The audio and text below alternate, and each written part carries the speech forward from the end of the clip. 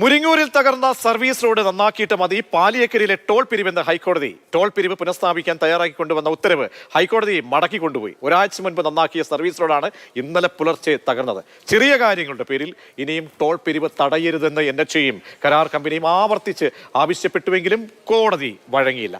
Report കാണാം ആദ്യം. തയ്യാറാക്കിക്കൊണ്ടുവന്ന ഉത്തരവ് ഹൈക്കോടതിക്ക് മടക്കിക്കൊണ്ടുപോകേണ്ടി വന്ന സംഭവം അപൂർവങ്ങളിൽ അപൂർവമാണെന്ന് പറയാം. ഇന്ന് യഥാർത്ഥത്തിൽ പാലിയേക്കരയിൽ ടോൾ പിരിവ് പുനഃസ്ഥാപിച്ചുകൊണ്ടുള്ള ഉത്തരവ് പറയാനാണ് ജസ്റ്റിസ് മുഹമ്മദ് മുഷ്താഖ് ഉൾപ്പെട്ട ഡിവിഷൻ ബെഞ്ച് കോടതി മുറിക്കുള്ളിലേക്ക് എത്തിയത്. വ്യവസ്ഥകളോടുകൂടി ടോൾ പിരിവ് അനുവദിക്കാമെന്ന് കഴിഞ്ഞ ദിവസം തന്നെ ഹൈക്കോടതി വ്യക്തമാക്കിയിരുന്നു. പക്ഷേ ഇന്ന് രാവിലെ കോടതിക്ക് മുന്നിലേക്ക് ജില്ലാ കളക്ടറുടെ റിപ്പോർട്ട് എത്തുകയാണ്. ജില്ലാ കളക്ടർ പറയുന്നത് മുരിങ്ങൂരിൽ സർവീസ് റോഡ് തകർന്ന് വീണ്ടും ഗതാഗതം താറുമാറായി എന്നതാണ്. കഴിഞ്ഞ ആഴ്ച നിർമ്മിച്ച സർവീസ് റോഡാണ് ഇന്നലെ പുലർച്ചയോടുകൂടി തകർന്നു പോയത്. അതോടുകൂടി ഹൈക്കോടതി ആ റോഡ് കൂടി നന്നാക്കിയാൽ മാത്രമേ ഇനി നിങ്ങൾക്ക് ടോൾ പിരിവ് അനുവദിക്കാൻ കഴിയുകയുള്ളൂ എന്ന ശക്തമായ നിലപാടെടുത്തു. മറ്റൊരു കരാർ കമ്പനിയുടെ മേൽ കുറ്റം ചാരി രക്ഷപ്പെടാനാണ് ഇപ്പോൾ ടോൾ പിരിക്കുന്ന കമ്പനി തീരുമാനിച്ചത്. പക്ഷേ കോടതി അതൊന്നും ചെവിക്കൊണ്ടില്ല.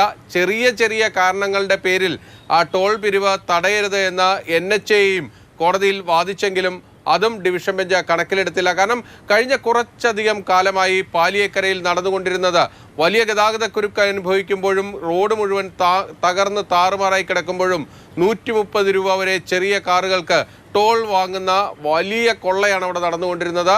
അതിനൊരു താൽക്കാലിക ആശ്വാസം ഹൈക്കോടതി നൽകി. അതിനിടയിൽ ആ റോഡ് വീണ്ടും തകർന്നു പോയാൽ ഇപ്പോൾ ടോൾ പിരിവ് വീണ്ടും പുനഃസ്ഥാപിക്കാൻ കഴിയില്ല എന്ന നിലപാട് ഹൈക്കോടതി എടുക്കുകയായിരുന്നു. ജില്ലാ കളക്ടറോട് വീണ്ടും ആ റോഡ് നന്നാക്കിയിട്ടുണ്ടോ എന്നത് പരിശോധിക്കാനാണ് ഇപ്പോൾ ഡിവിഷൻ ബെഞ്ച് നിർദ്ദേശിച്ചിരിക്കുന്നത്. വ്യാഴാഴ്ച വീണ്ടും ഈ ഹർജി കോടതിയുടെ മുന്നിലേക്ക് വരും. അപ്പോൾ മുരിങ്ങൂരിലെ പ്രശ്നം പരിഹരിച്ചിട്ടുണ്ട് എങ്കിൽ മാത്രമേ ഇനി ടോൾ പുനഃസ്ഥാപിക്കാൻ കഴിയുകയുള്ളൂ എന്നതാണ് ഹൈക്കോടതി വ്യക്തമാക്കിയിരിക്കുന്നത്. ഗതാഗതം പൂർണ്ണമായും സുഗമമാകും എന്നുറപ്പാക്കിയ ശേഷം മാത്രമേ ഹൈക്കോടതി ഇനി പാലിയേക്കരയിൽ ടോൾ പിരിവ് അനുവദിക്കുകയുള്ളൂ. കൊച്ചിയിൽ നിന്നും ബിനിൽ, മാതൃഭൂമി ന്യൂസ്. അങ്ങനെ പ്രിയപ്പെട്ട പ്രേക്ഷകരെ, നമ്മളൊക്കെ ഒരു തവണയെങ്കിലും പാലിയേക്കര വഴി കടന്നു പോയിട്ടുള്ള ആളുകളൊക്കെ ഉണ്ടായിരിക്കാം. അപ്പോൾ കടന്നു പോകുമ്പോൾ നമ്മളെ പിഴിഞ്ഞെടുക്കുന്ന പണമുണ്ടല്ലോ, ആ പണത്തിനനുസരിച്ച് നമുക്ക് കിട്ടേണ്ട എന്താണ്, വെൽഫെയർ ഉണ്ട്. അതായത് പകരമായി ലഭിക്കേണ്ട സൗകര്യങ്ങളുണ്ട്.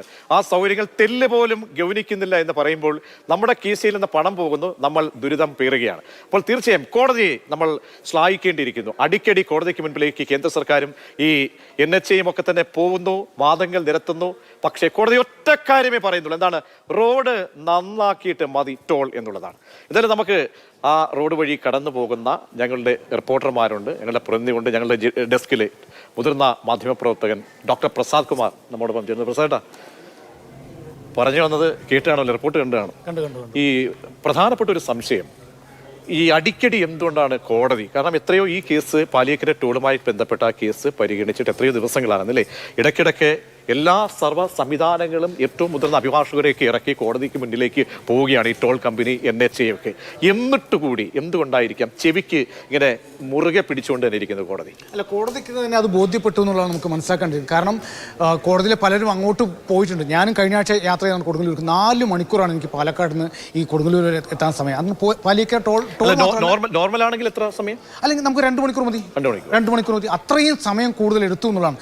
റോഡ് മേൽപ്പാലത്തിന് അവിടെ പ്രശ്നമുണ്ട്, സർവീസ് റോഡിൽ പ്രശ്നമുണ്ട്.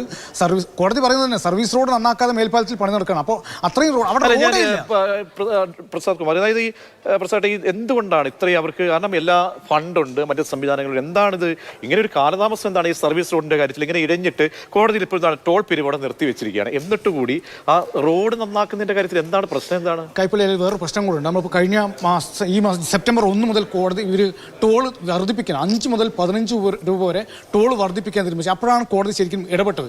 കാരണം എല്ലാ വർഷവും ടോൾ വർദ്ധിപ്പിക്കാം, പക്ഷേ ടോൾ മെയിൻറ്റെയിൻ ചെയ്യാൻ നമുക്ക് നേരത്തെ സംസാരിച്ച വിഷയം. അതായത് എനിക്ക് തോന്നുന്ന ഒരു തമാശ എന്താ വെച്ചാൽ, നമ്മൾ ഒരു 3000 രൂപ അല്ലെങ്കിൽ ശരാശരി 4000 രൂപയ്ക്കൊക്കെ ഒരു റൂം ബുക്ക് ചെയ്യുകയാണ്, നല്ല 5 സ്റ്റാർ ഫെസിലിറ്റി അല്ലെങ്കിൽ 3 സ്റ്റാർ ഫെസിലിറ്റി ഒക്കെ ഉള്ളൊരു ഹോട്ടൽ ബുക്ക് ചെയ്ത ശേഷം അവിടെ താമസിക്കാൻ ചെല്ലുമ്പോൾ അവസ്ഥ എന്താണ്?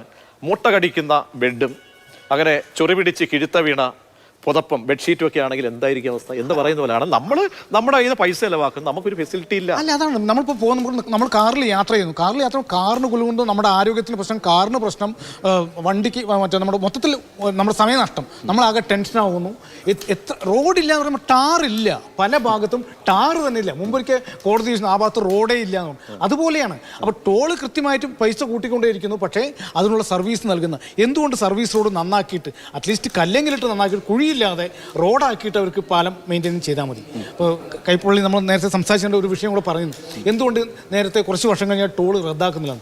ഈ ടോൾ എപ്പോഴും നമ്മൾ സംശയം, പ്രിയപ്പെട്ട പ്രേക്ഷകരെ, നിങ്ങൾക്കും നമുക്ക് എല്ലാവർക്കും ഉണ്ടാകുന്ന ഒരു സംശയമാണ്. അതായത് നമ്മൾ ഈ എന്നാണ് ആ റോഡ് നിർമ്മാണം കഴിഞ്ഞ് അതിനുശേഷം ഒരു ടോളിലേക്ക് വരികയാണ്. അപ്പോൾ എത്രയോ പതിറ്റാണ്ടുകൾ കഴിയുന്നു, നമ്മളിങ്ങനെ പണം നൽകിക്കൊണ്ടിരിക്കുകയാണ്. അപ്പോൾ ഈ നിർമ്മാണ ചെലവിന് അപ്പുറത്തേക്ക് പോയിട്ടില്ലേ എന്നൊരു സംശയം സ്വാഭാവികമായി ഉണ്ടാകും. അതെന്തുകൊണ്ടാണ് ഡോക്ടർ പ്രസാദ്? അല്ല, അതാണ് നമ്മൾ പറയുന്നത്. ഇപ്പോൾ പാലം പണിയാണെങ്കിൽ നമ്മൾ പാലത്തിൻ്റെ പണി കഴിഞ്ഞ് ടോൾ തുടങ്ങിക്കഴിഞ്ഞാൽ ഒരു 10 വർഷം അല്ലെങ്കിൽ 15 വർഷം കഴിഞ്ഞാൽ ടോൾ പാലത്തിന് എന്താണ് ചിലവ് ആ തുക പിരിച്ചു കഴിയുന്നതിന് കുറച്ച് ലാഭവും കൂടെ വെച്ചിട്ട് അത് ടോൾ അവസാനിക്കും. പക്ഷേ ഈ NHAI അങ്ങനെയല്ല. NHAI കാലങ്ങളോളം എല്ലാ കാലത്തും ടോൾ പിരിച്ചുകൊണ്ടിരിക്കും. കാരണം റോഡ് തകർന്നാലും മോശമായാലും അത് നന്നാക്കാൻ വേണ്ടിയിട്ടുള്ളൊരു മെയിൻ്റെനൻസ് തുക കൂടിയായിട്ടാണ് ഈ ടോൾ പിരിക്കുന്നത്. പണമേ ബിഗിലേ എന്ന് പറയുന്ന പോലെ. അല്ല, ആ പണം നമ്മുടെ യാത്രക്കാരിൽ നിന്ന് വാങ്ങുന്നപ്പോൾ ആ യാത്രക്കാർക്ക് അതിനുള്ള സൗകര്യങ്ങൾ കൊടുക്കണം, എപ്പോഴും മെയിൻറ്റെയിൻ ചെയ്യണം. അപ്പോൾ ഈ പാലിയേക്കരയിലെ ടോളിൻ്റെ ഒരു പ്രശ്നം അവർ നേരത്തെ കോടതിയെ ബ്ലാക്ക് ലിസ്റ്റിൽ പെടുത്താൻ പറഞ്ഞു. അപ്പോൾ ടോൾ പിരിക്കേണ്ടെന്ന് പറഞ്ഞ സമയത്ത് ആംബുലൻസ് സർവീസ് നടത്തില്ല എന്ന് പറഞ്ഞു. അപ്പോൾ മൊത്തം എത്ര തവണ റോഡ് കേടുവന്നു. എന്തായാലും അടുത്ത തവണ പ്രസാദേട്ടൻ പോകുമ്പോൾ കാര്യങ്ങളെല്ലാം അവിടെ ഗംഭീരമാകട്ടെ, പാലിയേക്കര വഴി നല്ല ഗംഭീരമായിട്ട് സ്മൂത്തായിട്ട് പോകാൻ കഴിയട്ടെ എന്നുള്ളതാണ്.